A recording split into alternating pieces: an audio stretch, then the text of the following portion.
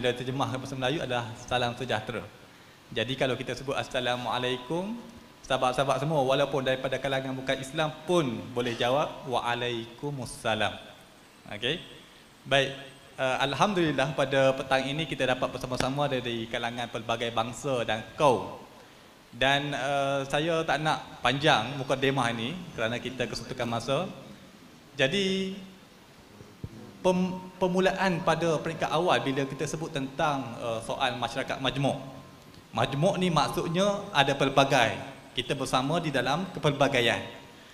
Di negeri Perlis, kalau ikut statistik Jabatan Perangkaan, Muslim adalah seramai 87.8%. Manakala non-Muslim pula adalah 12.2%. Tak ramai non-Muslim.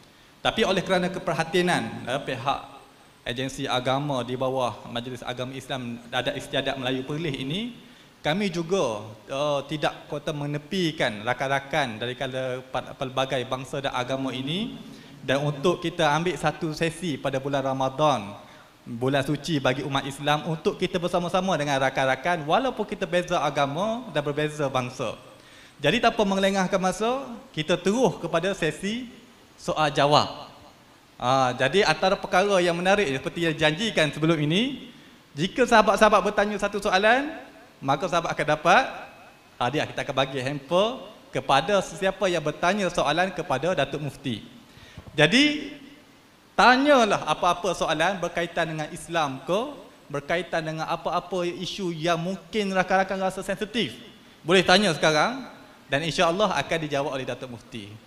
Fala tafadhal mashkura. Jika ada soalan? Okey, kita utamakan yang non-Muslim dulu. Lepas tu kita baru pergi kepada rakan-rakan Muslim. Ada tak soalan-soalan daripada rakan-rakan non-Muslim? Satu soalan dulu. Sila.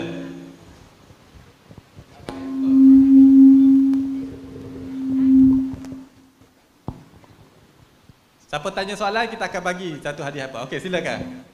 Perkenalkan nama dan silakan bagi soalan. Nama saya Rutreswer. Saya nak tanya, mengapakah orang Melayu sembah Kaabah?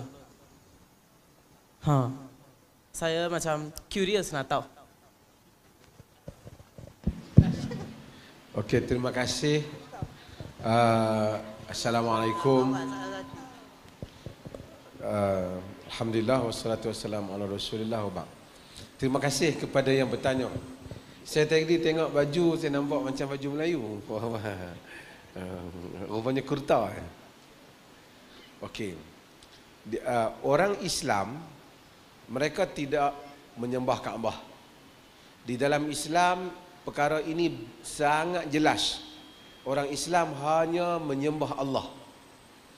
Cumanya, orang Islam jadikan direction supaya semua orang ke arah satu arah yang sama. Arah itu ialah arah Kaabah. Dan jadi orang Islam tak adalah yang sekejap menghadap ke kanan, ke kiri. So dia telah disatukan dengan satu arah, iaitu Kaabah. Kaabah itu di Mekah. Jadi kalau orang itu berada di Masjidil Haram, masjid yang ada Baitullah itu ataupun ada Kaabah itu, so dia directly, dia punya sembahyang dia tu menghadap ke Kaabah. So kalau Kaabah tu berada di tengah, semua orang itu yang nampak berada di keliling. Kalau dia duduk di luar daripada masjid, dia ke arah masjid lah sebagai nak bagi direction. Tapi kalau kita di Malaysia umpamanya jauh, direction kita ke Mekah. Sebab mustahil kita akan dapat tepat accurate direction ke Kaabah pasal jauh. So kita agak, sekarang mungkin kita dah ada kompas, tapi zaman dulu mereka hanya mengagak arah, kerana mereka bukan orang Islam, tidak sembah berhala itu, tidak sembah berhala dan tidak sembah Kaabah. So Kaabah bukan sembahan, dia adalah arah. Sebab itu maka orang Islam ada dia buat, dia ajar untuk mencium Hajarul Aswad, juga bukan sembahan. Jadi tak boleh, kalau orang Islam kata Kaabah itu lah yang memberikan kekuatan kepada saya. Salah di segi akidah Islam. Dia boleh terkeluar Islam. Yang memberi ialah Allah. Sebab itu kalau orang Islam nak semayang, tiba-tiba dia tak tahu kat mana arah direction Kaabah, dia boleh sembahyang arah mana-mana saja kalau dia tak tahu. Sebelum Nabi Muhammad sallallahu alaihi wasallam, Nabi Muhammad, peace be upon him, our prophet Muhammad, menghadap ke arah Kaabah, face Kaabah ataupun Mekah, mereka di Mekah, mereka ke arah Kaabah. Orang Islam menghadap ke arah Baitul Maqdis, Palestine, di Palestin, di Masjidil Aqsa. Kemudian Allah beri arahan untuk satu tempoh. Allah bagi arahan, sekarang kamu menghadap ke arah Kaabah. Mulai hari itu, maka orang Islam menghadap ke arah Kaabah. Disebut dalam Quran, fawallu wujuhakum syatral Masjidil Haram. Hadapkan wajah kamu ke arah Masjidil Haram. Bukan kamu sembah Masjidil Haram. Fawallu wujuhakum, face your face towards Kaabah, not worship Kaabah. Bukan menyembah Kaabah, tapi menghadap, mengarah Kaabah. Sebab itu kalau katalah dia semayang, tiba-tiba dia tersilap Kaabah sedikit, tersalah tepat, semayangnya tetap sah jika dia tak tahu ataupun dia tidak sengaja. Kerana sekarang mungkin mudah, zaman dulu tak mudah. Maka orang Islam tak boleh kata, wahai Kaabah, please give me. Tak boleh. Kaabah, tolong berikan saya sesuatu. Tak boleh. Kalau dia kata macam tu, rosak dia punya kepercayaan dia. Kaabah only to unite our direction, untuk menyatukan arah saja. Then kita adalah ibadat yang lain yang pusing ke arah Kaabah tu, itu semua adalah practical ataupun ritual yang bukan kerana menyembah Kaabah itu. Only dia jadikan supaya adanya kesatuan di dalam cara, bukan kerana menyembah. Boleh? Jelas?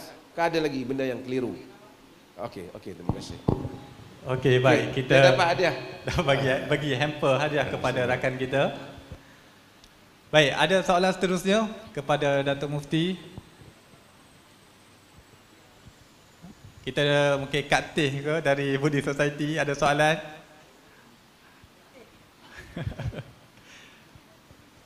Boleh, sila tanyakan soalan. Apa-apa, soalan sensitif pun boleh. Sila, okey, sila bro.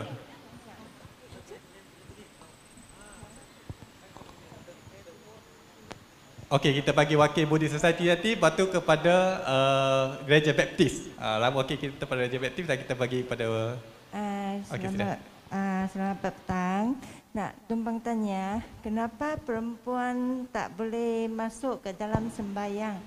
Bila sembahyang nampak lelaki saja masuk, lepas tu ada macam langsir kan, lepas tu perempuan duduk belakang.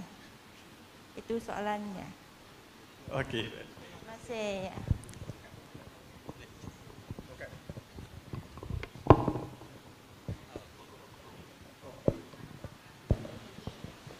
Soalan dia, kenapa dalam masjid perempuan tak boleh masuk, lelaki saja?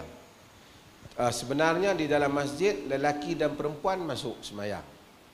Cumanya perempuan di dalam Islam ni, lelaki sembahyang di barisan yang hadapan, perempuan di barisan yang belakang. Begitu setting yang dalam kepercayaan Islam Allah dan Nabi Muhammad bagi tahu. Tapi apa kebaikan dia?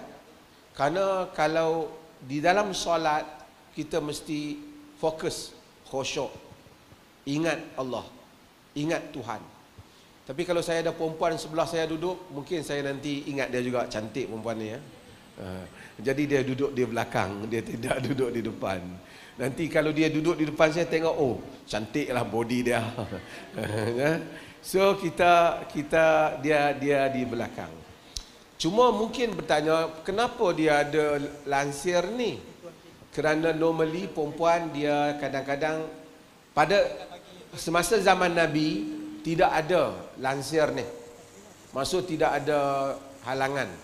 Tapi di Malaysia dan banyak negara ada halangan ni kerana kadang-kadang perempuan nak salin pakaian.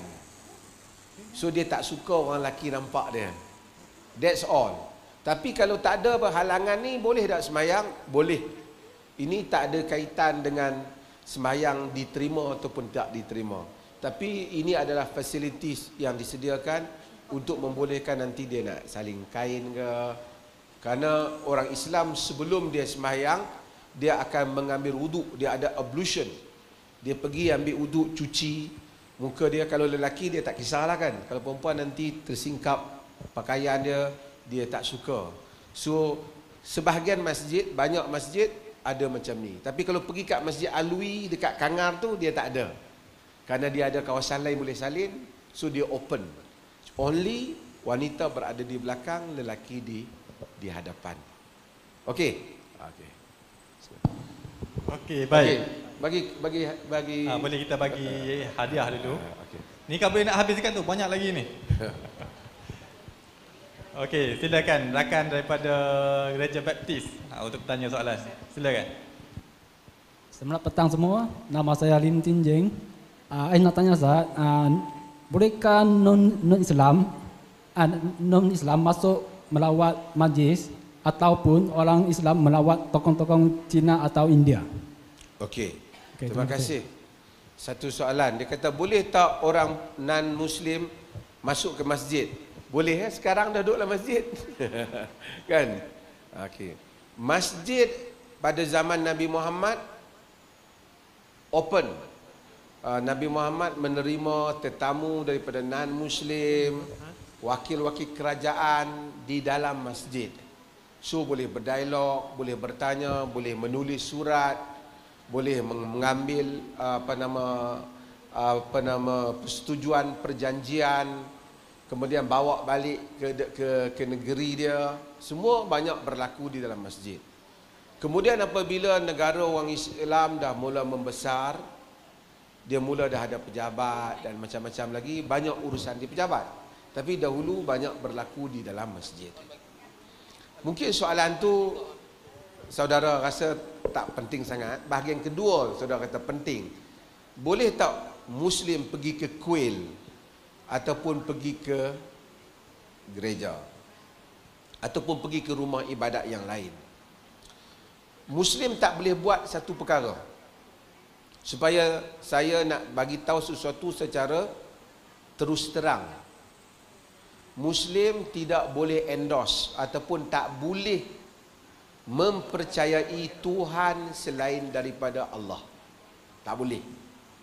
Kalau dia ada kepercayaan itu dalam diri dia, dia terkeluar daripada Islam. Jadi Muslim tak boleh kata, oh Tuhan Islam betul, Tuhan yang bukan Islam pun betul juga. Muslim tak boleh kata yang itu. We cannot. That is very fundamental creed and faith and belief di dalam Islam. Sangat dasar. Tak boleh. Cannot be changed. No compromise.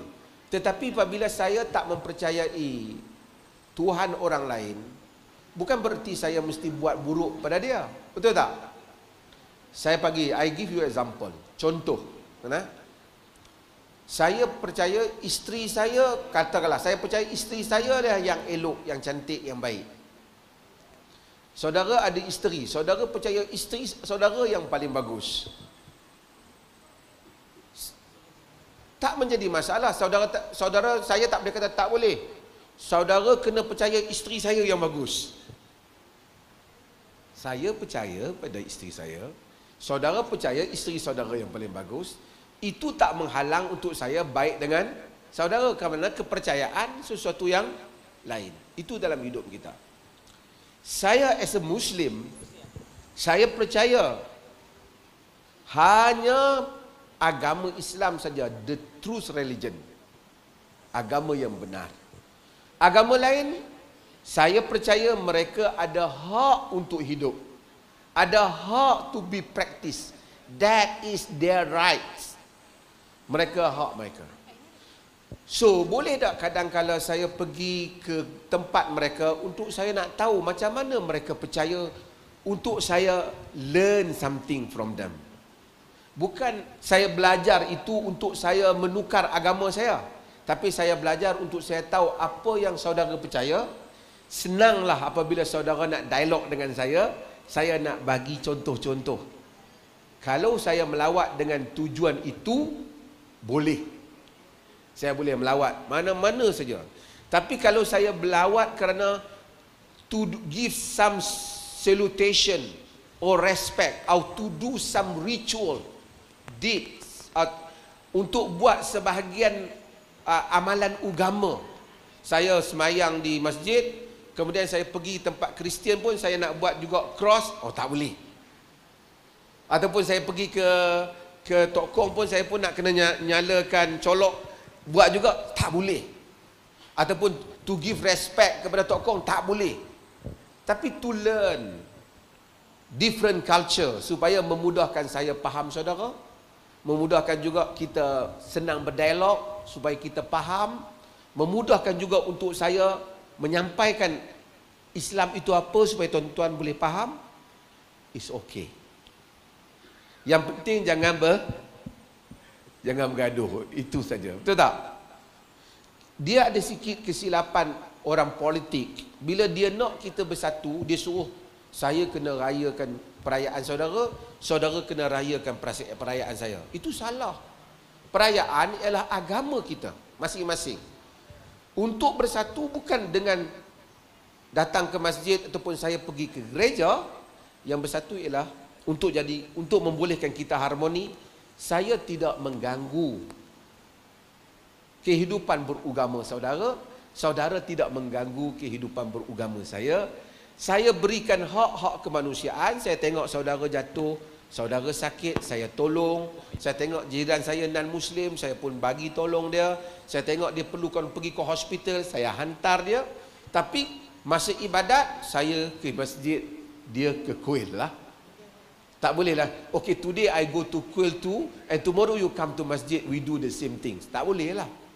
Tapi untuk inter-visit, kan kita pergi melawat untuk memahami, tak mengapa. Tapi bukan untuk normalisasi. Supaya saudara hari Jumaat datanglah masjid, saya tak payah normalkan saudara, saya pun tak payah normalkan diri saya pergi ke kuil ataupun ke gereja. To be frank, supaya kita jelas. Okey ya? Maksudnya saya boleh pergi. Kan? Kalau saudara jemput, datanglah mufti, kita berdialog, asyik berdialog di masjid pula, jom kita berdialog di kuil pula. Boleh. Kan? Tambah-tambah kalau ada makan. Okey, baik. Kita berikan hamper hadiah kepada saudara kita. Baik, seterusnya. Ustaz, sini. Soalan kat sini. Oh, sana. Okey. Sila. Okey, saya wakilkan sebab puan dia tak berapa fasih dalam bahasa Melayu. Nama puan adalah Puan Ko Bukki, daripada Kampung Nangka. So soalan dia adalah kenapa muslimah kena tutup aurat? Okey. Puan faham bahasa Melayu? Faham? Faham. Okey. Dalam Islam, nak masuk Islam, nak jadi Muslim, dia kena percaya tidak ada Tuhan melainkan Allah saja. Dan kena percaya Nabi Muhammad, Allah hantar dia untuk mengajar agama kepada kita. So Nabi Muhammad mendapat wahyu, mendapat arahan daripada Allah. Kan? Messenger of God. Sebelum Nabi Muhammad ada nabi-nabi yang lain, tapi the last messenger of God, nabi yang terakhir ialah Nabi Muhammad. Kalau satu orang percaya itu dan kemudian dia menyebut asyhadu alla ilaha illallah wa asyhadu anna Muhammadar Rasulullah, ataupun dia tak boleh sebut, dia kata aku bersaksi bahawasanya tiada Tuhan melainkan Allah, Nabi Muhammad adalah Rasulullah, dia menjadi Muslim. terus jadi Islam. Tapi setelah jadi Islam, dia ada benda yang dia kena buat. Dia kena puasa, dia kena semayang, dia kena bagi zakat. Kalau dia tak buat benda-benda ini, dia keluar, dia dibatalkan Islam dia, tak batal. Tapi dia bukan Muslim yang baik lah. Jadi bila dia balik, kalau dia di akhirat nanti, Islam percaya bila dia mati, benda-benda ini akan dianggap kekurangan dia. Maksud dia masuk periksa, dia lulus, tapi dia ada kecacatan yang mesti dia bayar denda. Begitu kepercayaan. Termasuklah ialah soal pakaian. Islam, lelaki dia tak boleh dedah aurat dia. Pakai spender berjalan, ikut jalan, dia tak boleh. Pasal dia inviting, dia menyebabkan orang lain terganggu. Bukan dia terganggu dan dia tak normal. Untuk wanita, Islam jadikan peraturan pakaian. Dia pakai pakaian yang menutup semua tubuh dia. Dan dia buka hanya muka dan dua tapak tangan dia. Katakanlah ada wanita yang tak macam tu, dia tak tutup, dia tak cover kepala dia. Adakah terbatal Islam dia? Tak batal. Tapi dia cacat lah. Orang kata ada kekurangan. Not complete. So, ada kesalahan. Boleh tak Tuhan ampun dia? Tuhan boleh ampun. Boleh tak kerana dia tak pakai tudung, dia tak cover kepala dia, so saya tak mau, you are not Muslim anymore. Kamu dah bukan Islam. Tak, dia masih lagi Islam. Cuma dia ada kekurangan. Kekurangan. So, benda ni, kerana apa? Kerana Islam, dia sangat menghargai wanita ni. Dia rasa wanita ni sesuatu yang berharga, biasanya kita tutup dia. Kita tak dedah dia. Bila kita sayang pada satu benda, kita tutup dia elok-elok. Supaya tak menjadi bahan orang lain tengok. Kan? Jadi wanita suruh dia cover diri dia, supaya dia kelihatan elok. Quran sebut, Zalika adna an yu'rafna wala yu'zain. Yang demikian itu bagi membolehkan mereka itu dikenali sebagai wanita yang baik. Dalam dulu dikenali sebagai wanita yang merdeka dan jangan disakiti mereka. So you have to give respect, kerana dia pun telah respect diri dia, cover tubuh dia. So kita bagi respect kepada diri dia. Ini bukan saja agama Islam. Kalau kita tengok agama Kristian, kerana the original Kristian yang asal juga berasal daripada Nabi Isa, Nabi. Kita tengok macam mana nun, macam mana pakaian dia. Dia pun pakai tutup juga kan. Tengok nun di gereja, di church, mereka pakai demikian. Tengok Jew, Yahudi, mereka pakai macam mana? Demikian juga mereka pakai demikian apabila mereka orang beragama. So ini memang terkenal dengan pakaian agama. So Islam kata inilah pakaian yang baik untuk wanita. Dan kalau kita tengok wanita yang bertudung pun, nampak dia punya kesopanan dia. Bukanlah kita salahkan yang tak bertudung, yang non-Muslim, itu hak mereka. Tapi cuba tengok wanita yang bertudung, kita nampak dia cover tubuh dia. Maksudnya dia meminta satu penghormatan untuk diri dia. Ada tak yang bertudung tapi perangai tak bagus? Ada. Macam-macam lah orang ni kan. Yang pergi sekolah perangai tak bagus ada. Yang masuk masjid perangai tak bagus ada. Tapi itu bukan tujuan asal. Tujuan asal tudung supaya menjadi wanita yang baik, supaya orang lain juga respect kepada dia. Okey. Okey, baik. Terima kasih kepada Anti dan berikan hadiah kepada Anti. Baik, kita utamakan rakan-rakan yang non-Muslim dulu. Kita utamakan rakan-rakan Muslim dan barulah kita bagi soalan kepada rakan-rakan Muslim. Ada apa-apa soalan lagi? Terutama daripada kawan-kawan kita daripada komuniti Siam. Okey, sila. Ini daripada universiti. Yang muda. Duduk depan sikit pun nampak. Okey, sebut nama, daripada mana dan soalan kepada Datuk. Silakan. Selamat petang, nama saya Babra, saya dari Sabah. Saya nak tanya, kenapa orang Islam dia tak boleh pegang anjing? Dan seterusnya, haiwan apa lagi yang orang Muslim dia tidak boleh pegang? Thank you. Okey. Yang ni kena okey. Ada soalan? Kena dengar elok-elok, Orang Islam dia bukan tak boleh pegang anjing. Cuma kalau dia pegang anjing, ada di dalam pandangan ulama-ulama Islam ini yang menyuruh dia basuh. Adakah orang Islam ni dia benci anjing? Tak. Di dalam Al-Quran ada cerita, siapa baca Quran, dia ada surah Al-Kahfi. Cerita tentang the cave. Cerita tentang gua. Dalam cerita tu dia cerita ada satu group of people, orang zaman dulu, mereka lari daripada pemerintah mereka yang jahat, zalim. Mereka lari bersama dengan seekor anjing. Anjing one of their friends from their group. So orang Islam tak membenci anjing. Dalam hadis Nabi Muhammad menceritakan satu orang pelacur, sex worker. Dia telah diampunkan oleh Tuhan, forgive by God. Sebab apa? Forgiven by God. Sebab apa? Kerana dia telah memberi minum seekor anjing yang dahaga, yang hampir mati. Di dalam hadis, buku hadis tu dia panggil hadis Imam Bukhari, Sahih Bukhari.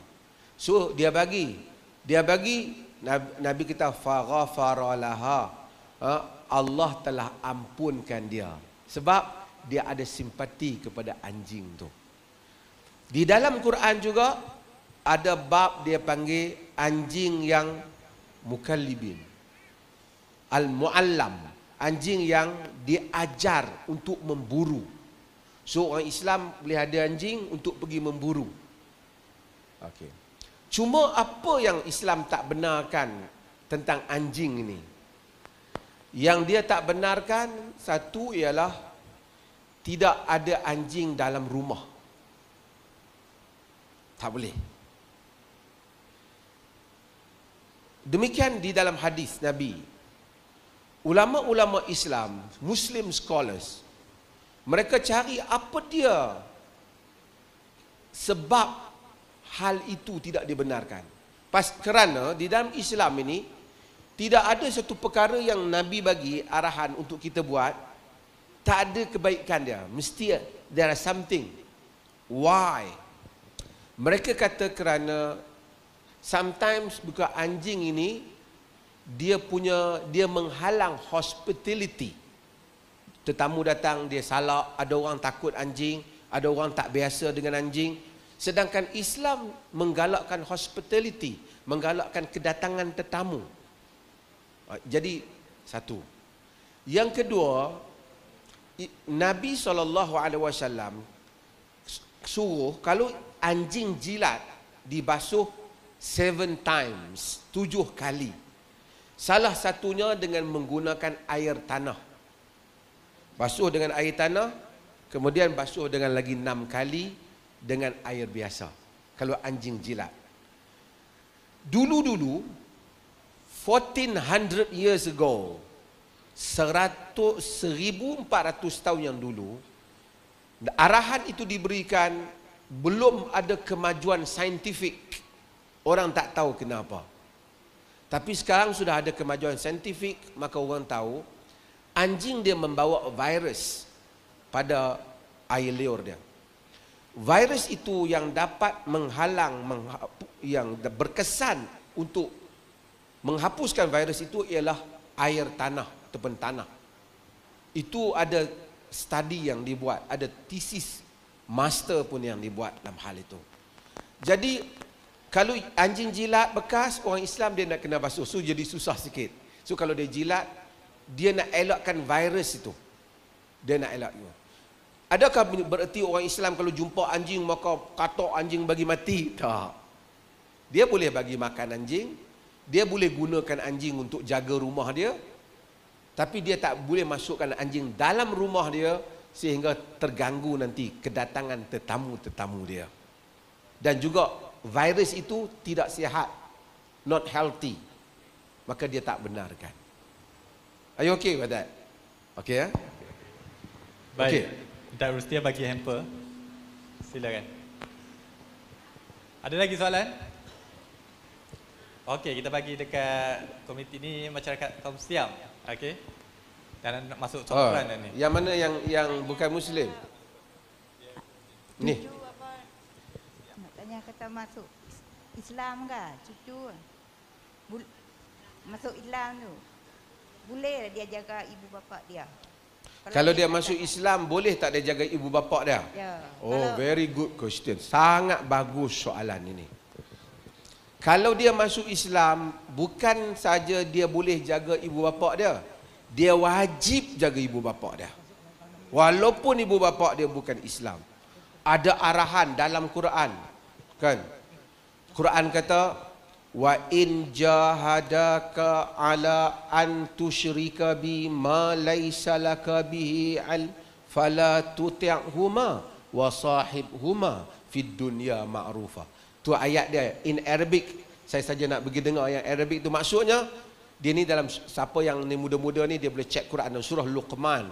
Dia kata kalau ibu bapa tu paksa kita supaya jangan terima Islam, paksa kita you keluar Islam, you kena syirik, you jangan, don't worship Allah atau worship beside Allah, percaya ada Tuhan lain juga, Quran kata kamu jangan ikut apa yang salah yang dia arahkan itu, tetapi kamu kena buat baik kepada mereka dalam urusan dunia. Maksudnya kalau dia sakit, bawa dia pergi hospital.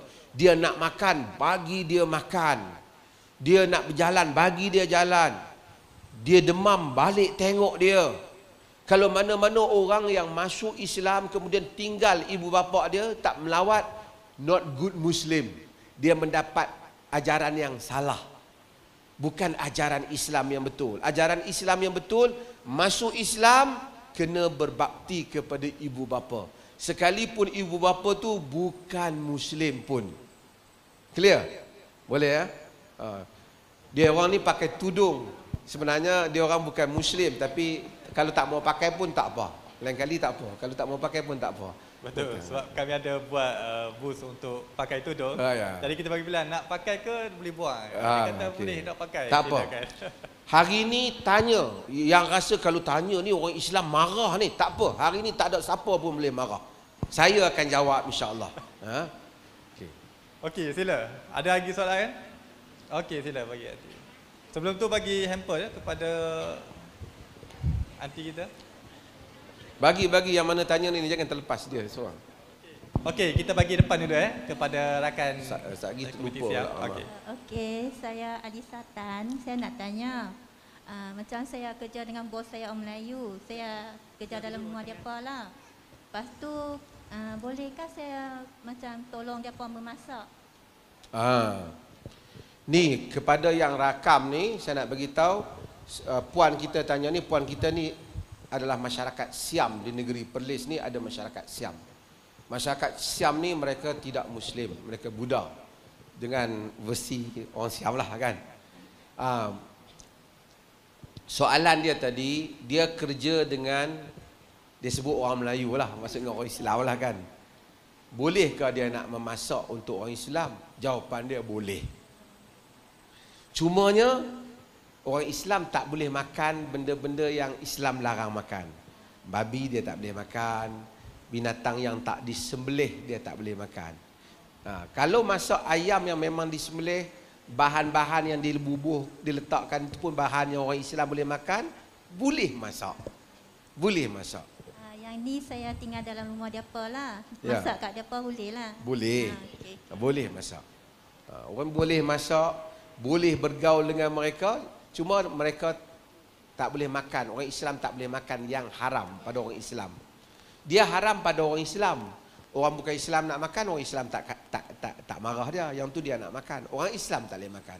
So kalau kita nak masak kat dia, kita tak boleh lah letak yang mana yang dia tak boleh makan. Ya. Boleh. Okey, boleh Okey, soalan belakang daripada kakak kita. Silakan.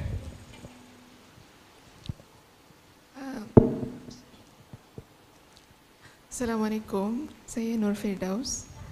Saya nak tanya soalan, tadi Datuk Mufti kata kita kena berkelakuan baik dengan ibu bapa kita, kan? Sekarang ni kalau kita tengok, ramai rakyat Malaysia yang mengalami penyakit mental disebabkan oleh poor parenting. So, macam mana? Minta ulang apa? Disebabkan? Oleh poor parenting, disebabkan Poor ibu parenting. Jadi kalau anak-anak kena akur tanpa kata apa-apa dekat mak ayah, itu menyebabkan mereka sakit mental. So, apa point of view Islam dalam hal ini? Okey. Dia tanya soalan. Kalau ikut semua mak ayah cakap, nanti dia boleh pening. Kata. Tension. Ayah suruh benda-benda yang bukan-bukan. Di dalam Islam, dia ajar kita semua taat kepada ibu bapa atau selain ibu bapa, selagi mana apa yang disuruh kepada kita itu bukan benda yang bercanggahan dengan ajaran Islam. Kalau dia suruh benda yang buruk, bapak kita suruh kita pergi pukul orang, kita tak boleh taat dia. Dia suruh kita ambil harta orang, kita tak boleh ikut dia. Kita hanya ikut perkara-perkara yang tak salah saja. Jadi kalau ibu bapa kita suruh kita buat sesuatu yang mudarat pada diri kita, kita tidak ikut dia. Itu dalam kepercayaan Islam. Yang mana tak mudarat diri kita, kita ikut dia. Kalau dia suruh kita buat, kita suruh kita ceraikan isteri kita, kita tak boleh ceraikan, divorce our wife, unless kalau bapa kita tu ada bukti isteri kita itu not good for kita. Kalau tak ada bukti, tak boleh. Okey, baik. Last soalan kepada kawan-kawan daripada non-Muslim. Kita khusus pada non-Muslim. Last soalan sebelum kita ada sesi beri sumbangan kepada mereka. Okey, silakan. Nama saya Jun. Sebelum bertanya, saya ingin minta maaf sekiranya soalan ini sangat sensitif. Soalan ini ialah, kenapa Islam menolak kebenaran agama lain dan menyatakan bahawa Islam sahaja agama yang benar, sedangkan agama lain mengajarkan kebaikan? Okey, kena dengar betul-betul. Very important, sangat penting soalan ini. Islam tidak menafikan kemungkinan agama lain juga mengajar kebaikan. Mungkin agama lain juga ada ajar berbuat baik kepada ibu bapa, berbuat baik kepada jiran. Islam kata itu semua baik. Tapi yang Islam maksudkan truth, kebenaran itu, maksudnya apakah agama yang recognized by Allah? Agama yang Tuhan Allah iktiraf, yang Tuhan hantar, this is religion for you. Kan? Islam kata only Islam. Tapi itu tak mengganggu untuk saya berbaik dengan orang lain. Itu benda yang saya macam sebut tadi, kepercayaan dalam diri saya. Saya tidak mengiktiraf agama lain benar, tetapi saya mengiktiraf agama lain wujud dan mempunyai hak untuk wujud. Agama lain itu ada dan mereka berhak untuk ada.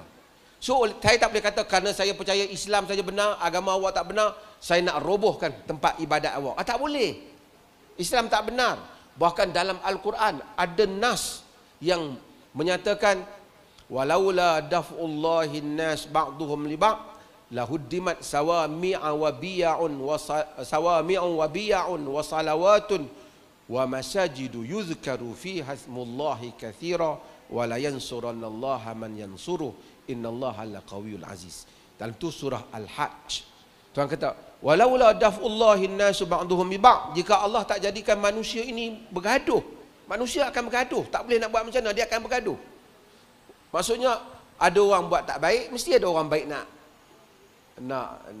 pertahankan. Orang attack negara kita, mesti kita nak pertahankan. Lahud dimat sawami'u wa biya'un. Kalau Allah tak jadikan ada orang yang stand, berdiri untuk mempertahankan yang benar, nanti akan musnahlah rumah-rumah ibadat Yahudi, Kristian, tempat-tempat ibadat dan masjid yang disebut namanya tempat-tempat ibadat dan masjid yang disebut padanya nama Allah banyak-banyak. Kata ulama-ulama Islam, jihad yang orang bukan Islam takut sebut kataan tu, jihad is not only to defend Muslim land.